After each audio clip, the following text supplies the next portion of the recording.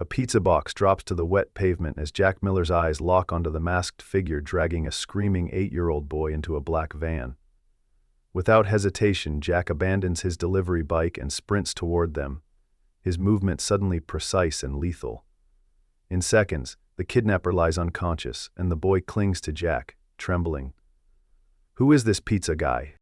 The fluorescent lights of Boston's downtown precinct buzz overhead as Alexandra Blackwood sits rigid in the interview room, her designer blazer contrasting sharply with the dingy surroundings. As CEO of Blackwood Technologies, one of the East Coast's fastest-growing cybersecurity firms, she's accustomed to commanding boardrooms, not waiting anxiously in police stations. Her manicured fingers drum on the metal table as Detective Ramirez explains the situation again. "Your son Ethan is safe, Ms. Blackwood. The kidnapper is in custody. We're just waiting for the man who intervened to finish his statement."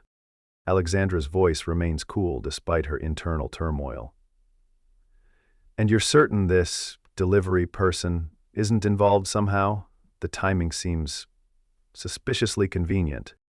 We've checked his employment records. Jack Miller's been delivering for Pronto Pizza for 8 months. No criminal history. Several co-workers vouch for him." Alexandra's skepticism doesn't waver. Too many coincidences feel calculated in her world of corporate espionage and high-stakes government contracts. Her gaze drifts to the two-way mirror, wondering if her son's rescuer is on the other side. The door opens and Jack enters, tall with a lanky frame, faded jeans, and a worn leather jacket over his pizza uniform. A 3-day stubble frames his face, and a small cut bleeds above his right eyebrow. His eyes, however, seem oddly alert, scanning the room in a swift, practiced motion that doesn't match his delivery guy persona. "Mom!" Ethan breaks from the social worker's grasp and rushes toward Jack, not Alexandra. The boy wraps his arms around Jack's waist, his small face lighting up with admiration.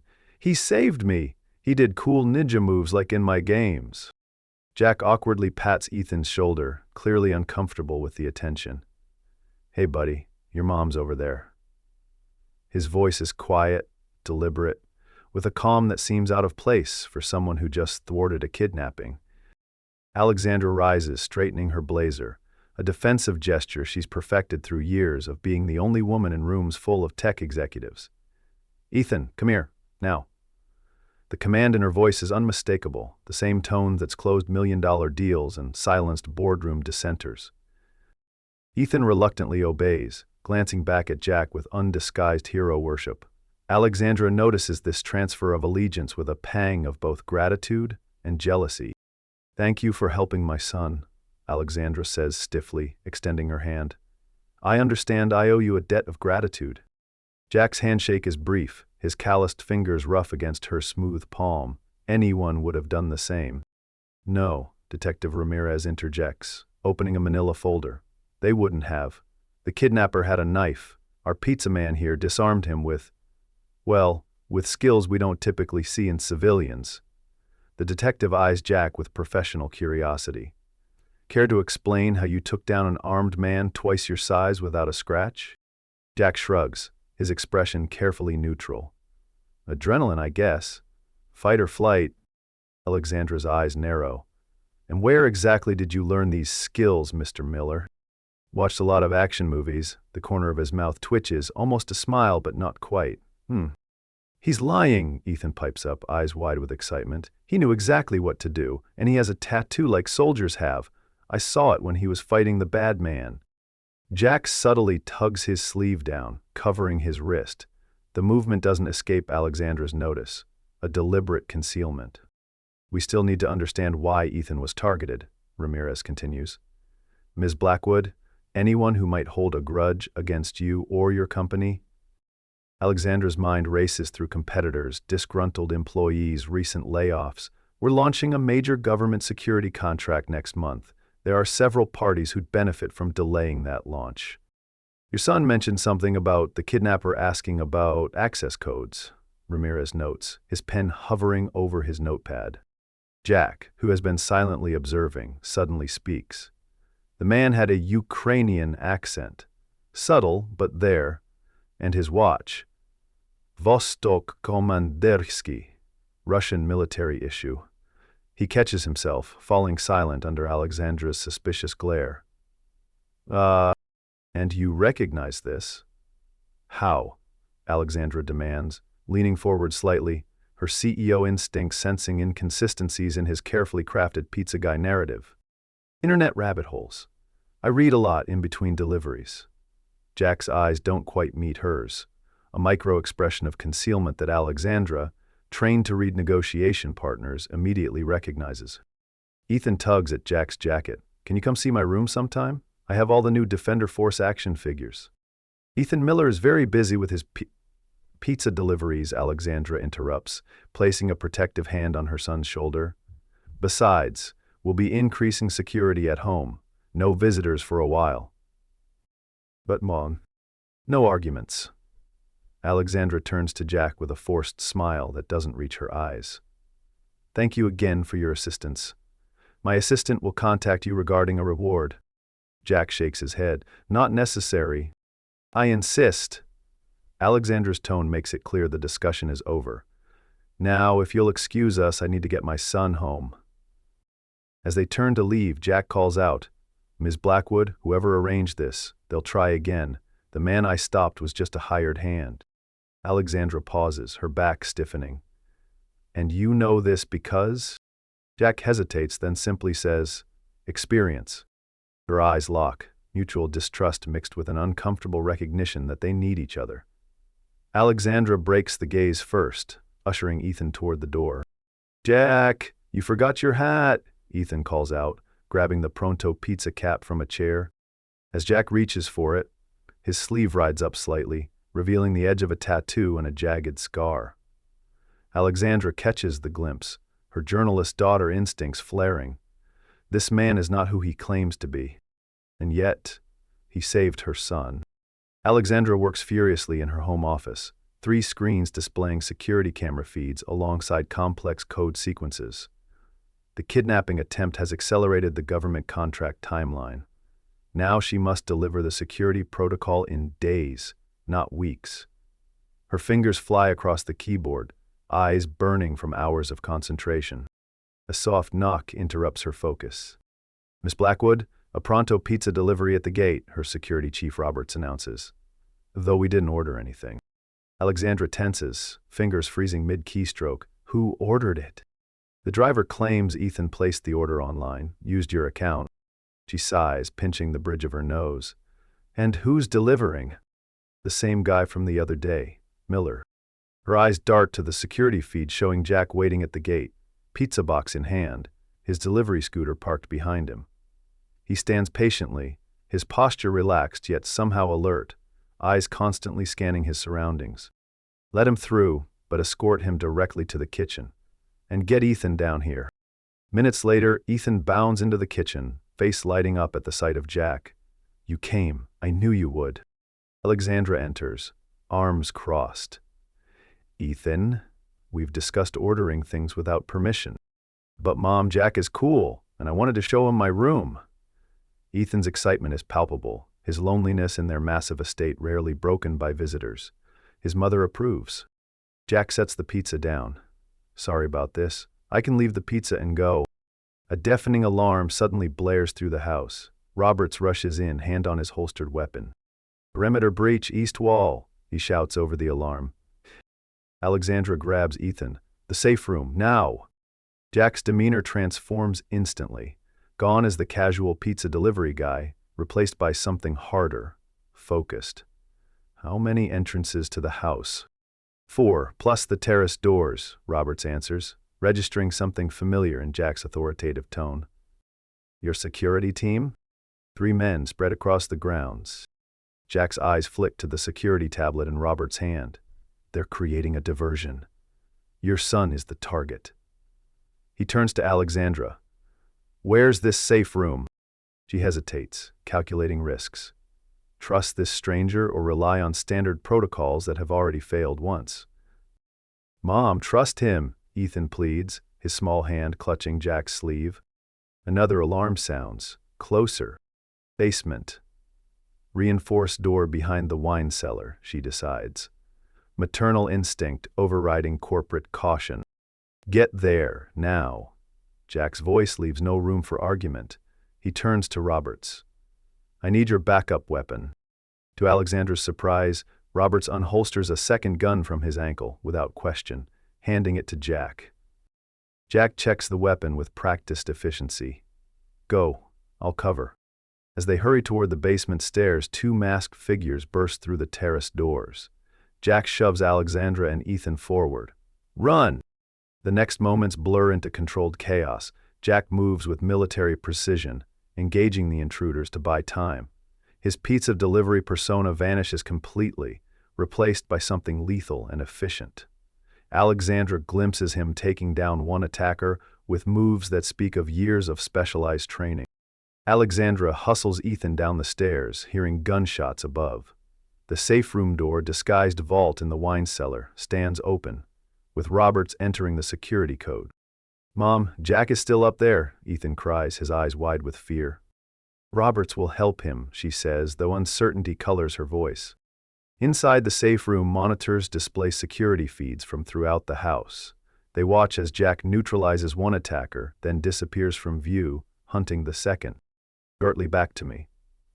Moves like my old unit commander, Roberts murmurs, watching the feed. Special forces, maybe. Alexandra's phone buzzes, an encrypted message from a number she doesn't recognize. Check your development server. Security breach 3 days ago. Thereafter, the Atlas protocol.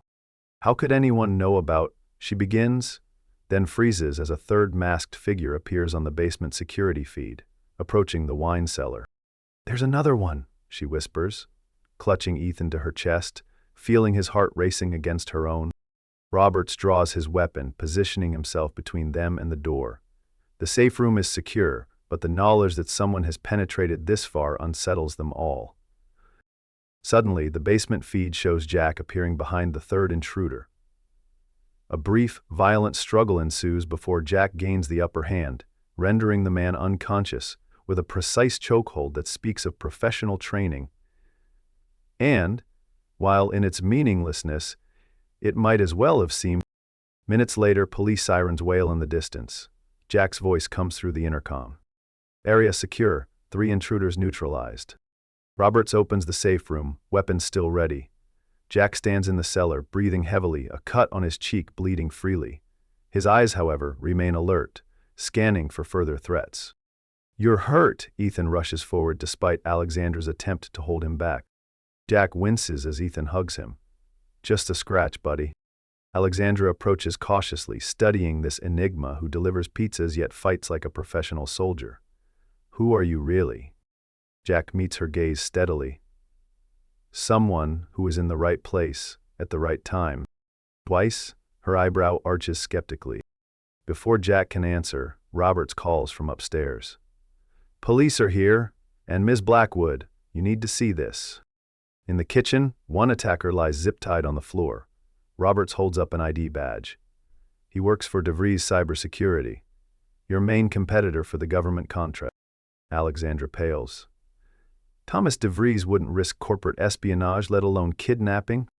Money makes people desperate, Jack comments, applying pressure to his bleeding cheek with a kitchen towel. Ethan tugs at Jack's jacket. You saved us again. Are you like a secret superhero? Jack kneels to Ethan's level. No heroes here, bud, just people doing what's right. But how did you know how to fight like that? Can you teach me? Jack glances up at Alexandra, seeking permission before answering. Something in that deferential gesture softens her stance slightly. Maybe some basic self-defense someday, if your mom approves. As police secure the scene and paramedics treat Jack's injuries, Alexandra receives another encrypted message. Internal threat.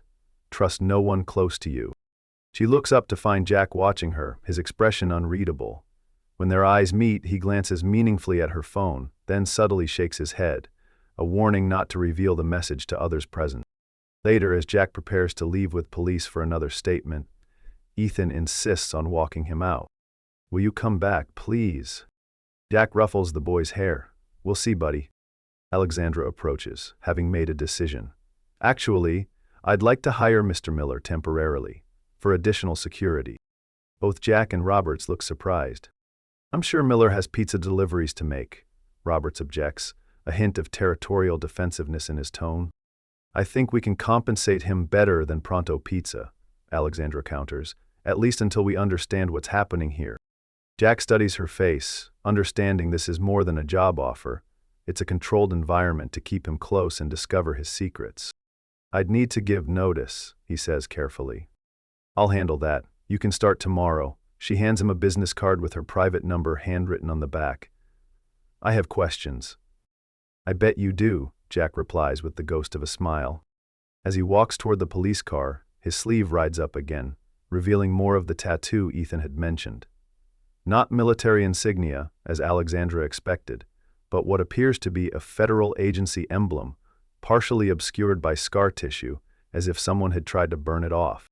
Who is Jack Miller, and why does he seem to be protecting her family? Jack moves through the Blackwood estate with quiet vigilance, his presence both reassuring and unsettling to the household staff. He's traded his pizza uniform for inconspicuous tactical clothing, though he still carries himself with that same alertness Alexandra first noticed at the police station. A week has passed since the attack, and he's seamlessly integrated into the security protocols, working alongside Roberts, with an expertise that raises more questions than answers. In her home office, Alexandra sifts through the background checks she's privately commissioned. Jack Miller's history appears legitimate on the surface. Honorable discharge from the Army, various odd jobs across several states, no criminal record. Yet the timeline has conspicuous gaps, and his military service records are suspiciously sparse. A knock interrupts her research. Come in, she calls, quickly minimizing the screen. Jack enters, maintaining a respectful distance.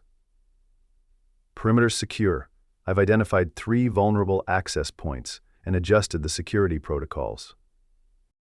Thank you. She gestures to a chair. Please, sit. He hesitates before complying, his posture remaining alert even while seated. The afternoon sun through the window highlights the healing cut above his eyebrow. Alexandra studies him openly. You're not really a pizza delivery person. It's not a question, but Jack answers anyway.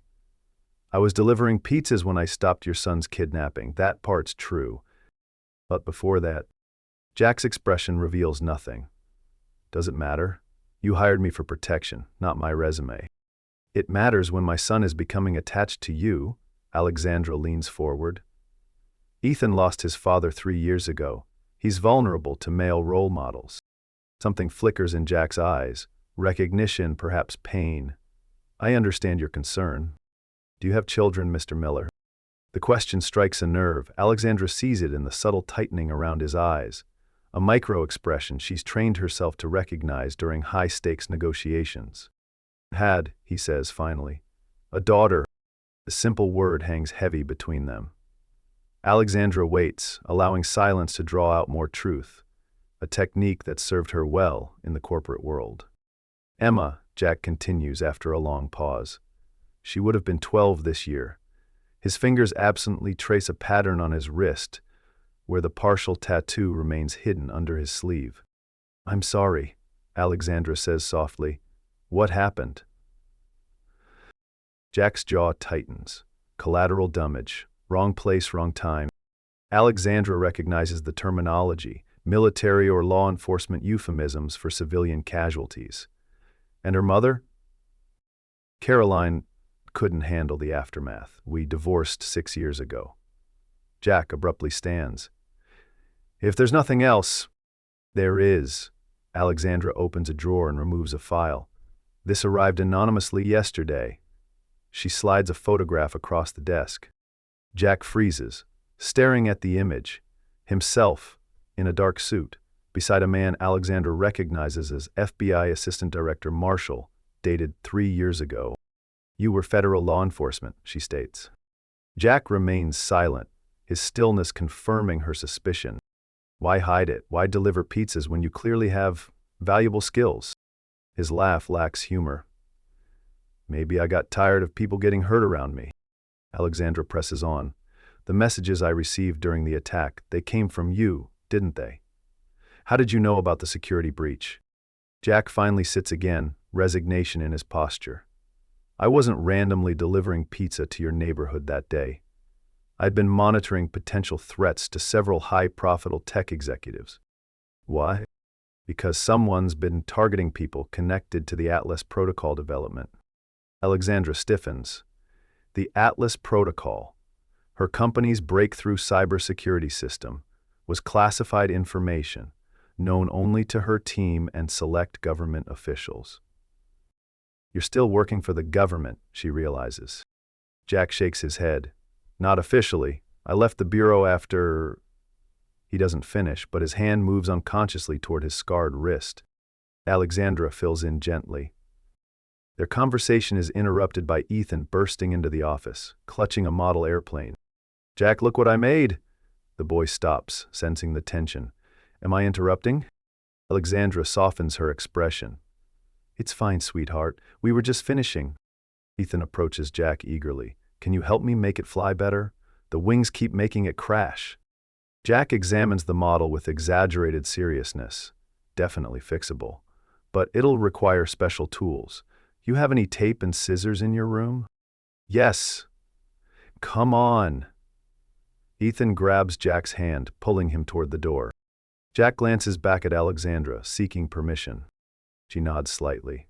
Dinner's at 7. You're welcome to join us, Mr. Miller. Jack, he corrects her. If I'm helping with model airplanes, I think we can drop the formality. Something shifts between them. Not quite trust, but a tentative understanding. Later that evening, Alexandra pauses outside Ethan's room, hearing male laughter, a sound missing from their home since her husband David's death. She peers through the partially open door. Jack sits cross-legged on the floor beside Ethan, their heads bent over airplane models. He demonstrates a careful adjustment to the wing, his hands capable of disarming attackers, now gentle as they guide Ethan's smaller fingers. My dad was teaching me before he died, Ethan says quietly. He worked with planes. Jack nods. He'd be proud of how well you're learning. Did you teach your daughter stuff like this? Alexandra holds her breath, witnessing Jack's expression transition through pain, remembrance, and something like resolution. Yeah, he finally answers. Emma loved building things. She wanted to be an engineer. What happened to her? Ethan asks with a child's directness. Jack's answer is measured, honest without burdening Ethan with details. There was an accident. Some bad people were after me because of my job, and she got hurt. Is that why you quit being an FBI agent? Alexandra watches Jack's surprise at Ethan's perception. Smart kid, Jack murmurs. Yeah, that's part of why. My dad died in an accident too. Mom says it wasn't anybody's fault, but sometimes I think maybe it was mine for asking him to come home early that day. Jack gently turns Ethan to face him. Listen to me. Accidents are never the child's fault. Never. Your dad loved you, and nothing about what happened was because of you. The conviction in his voice makes Alexandra's eyes sting with unexpected tears. She recognizes he's speaking to Ethan, but also to himself. Absolution he hasn't granted his own heart regarding Emma. Do you think they're friends?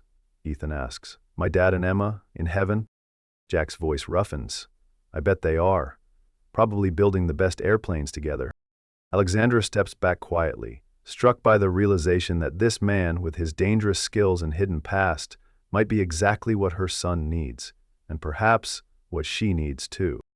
Downstairs, she returns to her research with new determination.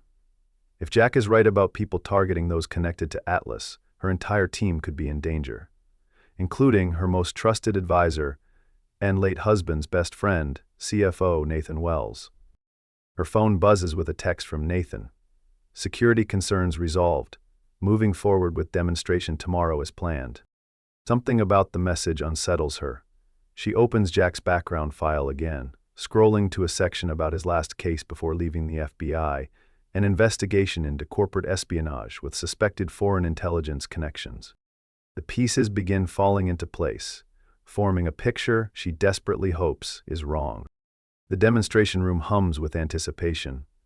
Government officials, military contractors, and Blackwood Technologies' executive team gather to witness the unveiling of the Atlas protocol, a security system promising to revolutionize critical infrastructure protection.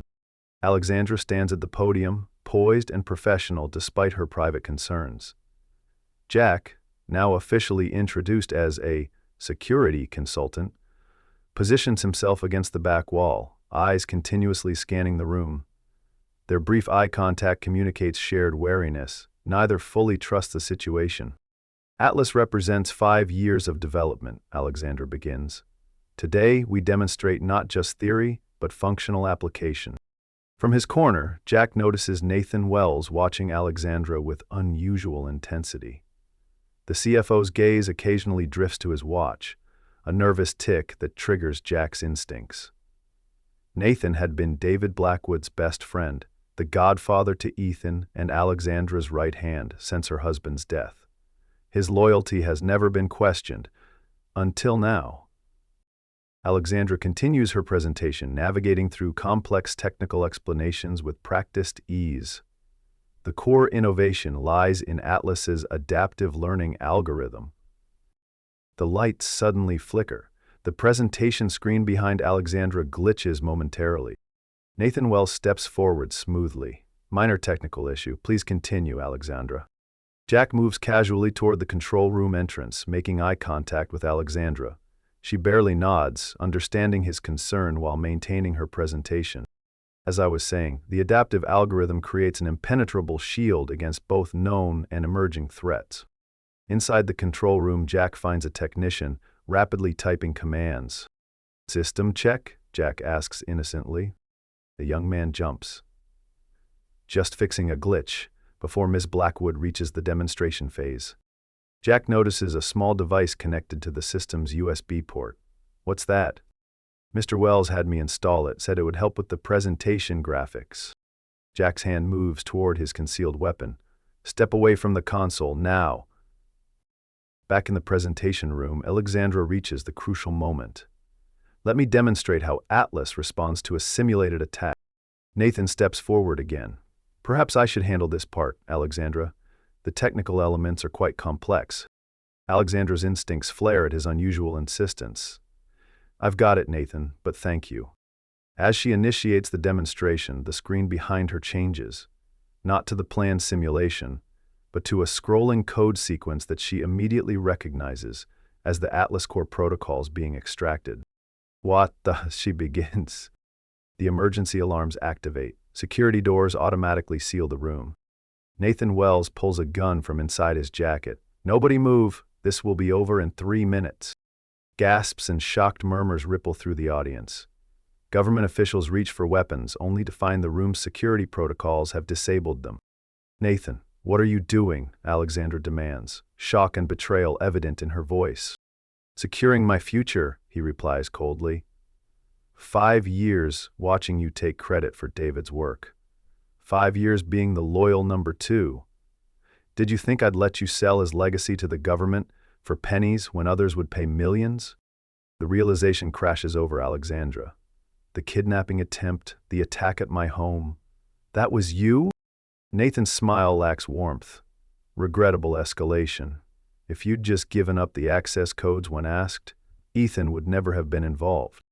David would be disgusted by what you've become, Alexandra spits, anger replacing her shock. David was weak, too principled for his own good. Nathan checks his watch again.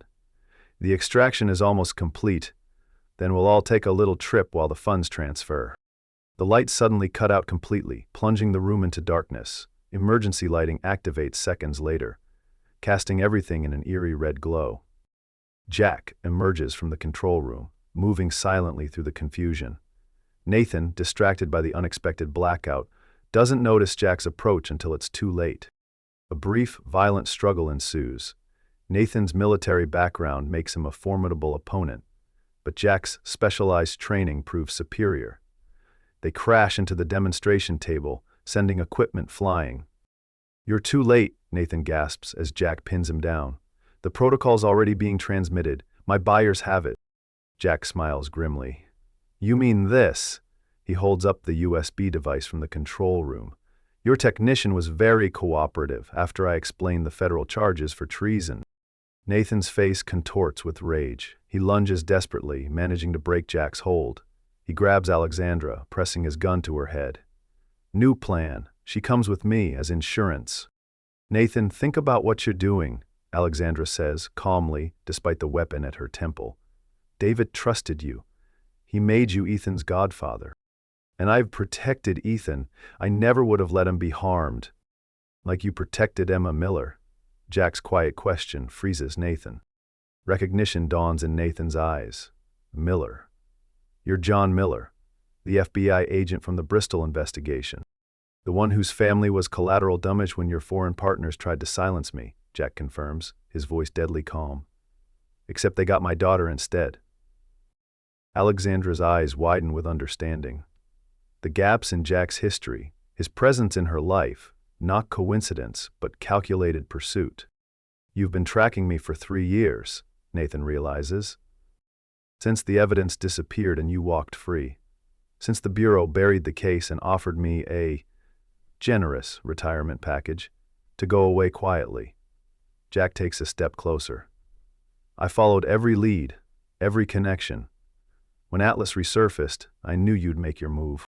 Nathan's grip on Alexandra tightens. So what now, Agent Miller? Revenge won't bring your daughter back. This isn't about revenge, Jack replies. It's about justice. In the momentary distraction, Alexandra drives her elbow hard into Nathan's solar plexus, a self-defense move Jack had taught her during the past week. Nathan doubles over, his grip loosening just enough for her to break free. Jack moves instantly, disarming Nathan with brutal efficiency. Security forces burst through the doors, led by Roberts. Nathan, bloodied but defiant, is handcuffed and led away, shouting accusations and threats. In the aftermath, Alexandra finds Jack standing alone, staring at the USB device in his hand. You used us as bait, she says, anger and understanding warring in her voice. I used Nathan's obsession with Atlas, Jack corrects her.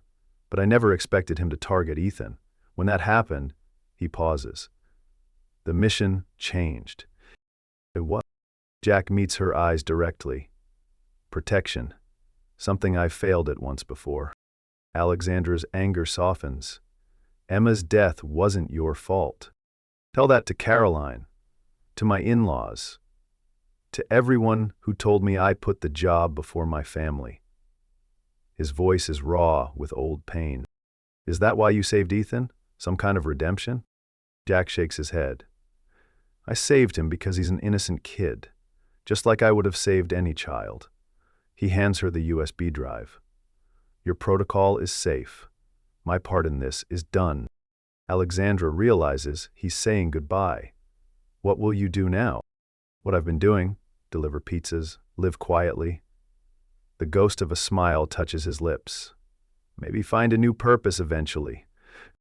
Ethan will miss you, she says quietly. It has you. That's what matters. Jack turns to leave, the weight of completed vengeance somehow not bringing the peace he'd expected. Jack, Alexandra calls after him. Emma would be proud of who her father is today. He pauses, her words striking deeper than she could know, before continuing toward the exit. Ethan sits on the front steps, chin resting on his hands, watching the driveway with stubborn hope. Since Jack's disappearance after Nathan's arrest 3 weeks ago, the boy has maintained this vigil whenever not in school. Alexandra watches from the window, heart aching for her son. She's explained as much as she can, that Jack's work was finished, that he helped put away the bad people who threatened them, that sometimes heroes have to move on. But explanations don't fill the void of connection. Her phone rings, the FBI task force investigating Nathan's international connections. Ms. Blackwood, we've confirmed your CFO was working with a foreign intelligence operation, the same group connected to the Bristol case 3 years ago. Has Miller given his statement? She asks, glancing at her son's lonely figure on the steps. Miller? We haven't located him. After he delivered evidence against Wells, he disappeared again. Alexandra isn't surprised. Jack had evaded authorities for 3 years while hunting Nathan. He wouldn't suddenly start cooperating now. After ending the call, she joins Ethan on the steps, wrapping her cashmere cardigan tighter against the autumn chill. He's not coming back, is he? Ethan asks without looking up. Alexandra wraps an arm around her son's shoulders. I don't know, sweetheart. Even say goodbye. Sometimes goodbye is too hard to say. She thinks of Jack's face when he spoke of Emma, the raw grief still evident 3 years later. Especially when you care about someone. Ethan leans against her. Do you think he's delivering pizzas somewhere else? Alexandra smiles sadly. Maybe, or maybe he's figuring out what he wants to do next. Like what? Something that helps people, I imagine. That seems important to him. They sit in companionable silence until Roberts approaches from the house. Miss Blackwood, there's someone at the gate. Says he has a delivery, but it's not on the schedule.